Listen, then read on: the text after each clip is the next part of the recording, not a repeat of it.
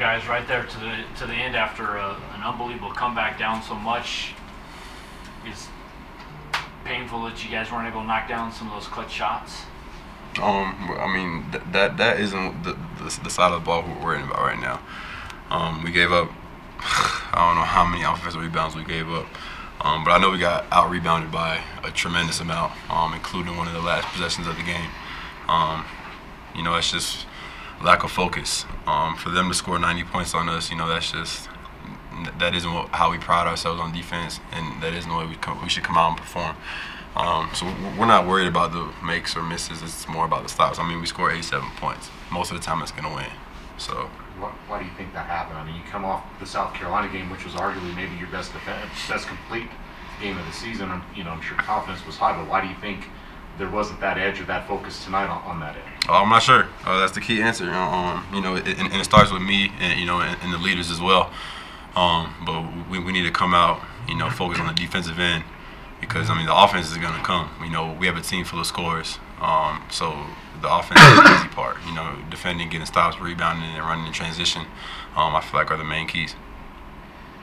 What was just your guys' reaction? What was going through your head when you saw Hunter go down? Well, we kind of knew what he was going through, so I mean, it was just kind of one of those moments like not this again, but you know, next man up.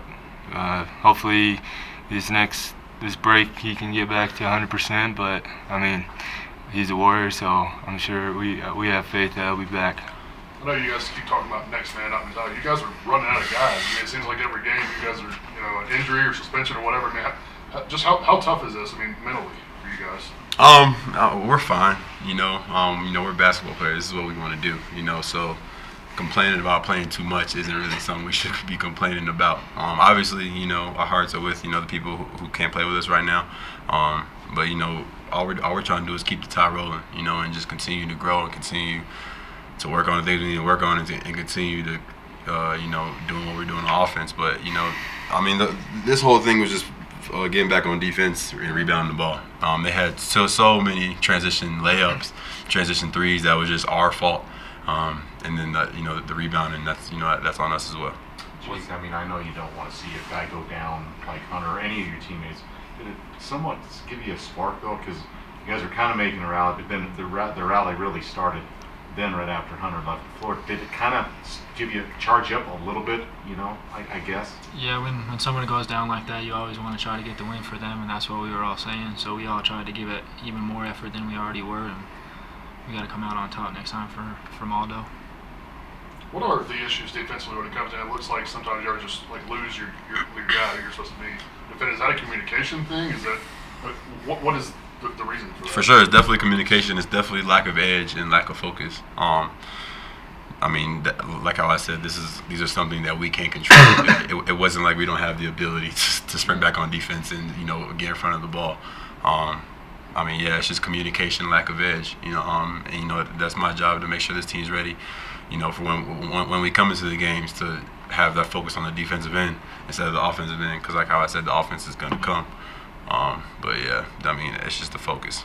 What happened on the glass tonight? I mean, you guys have still battled despite being a little bit outmanned and undersized. What happened on the glass tonight that they were able to get so many extra opportunities and kind of control things?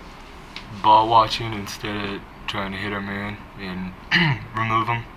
I know personally that I caught myself doing that a couple times, but I think as a collective unit we need to listen to what Coach Edwards is preaching and go hit a man before we, I guess, go get the rebound. How valuable can this time off be now that, you know, what, 8 or 9 days until you play another game? I know you got the finals maybe, but how valuable can this, especially if Maldo's ailing a little bit, just how valuable can this time be for you guys now? Really valuable. We need the time off. I think we keep losing guys, so we need everybody as healthy as we can be, and the next 10 days are going to be really nice to get as healthy as we can. You know, also I'm sure you work. You know, yeah. There'll be practice, but yeah. You know, this practice time could be pretty helpful too. Yeah, yeah. We got to take each practice every day and get better every day, and focus on what Coach says, so we can get better every day and be prepared for our next games. JJ, how do you feel physically? I mean, you're playing 38 minutes a game. I mean, every game, and playing as hard as you are to kind of help carry this team offensively. Just Is it wearing on you at all? No, I'm fine. You know, coach has his trust in me, you know, to play the minutes that I'm playing. If I felt like I needed to come out, I would tell him. You know, so I mean, I'm fine.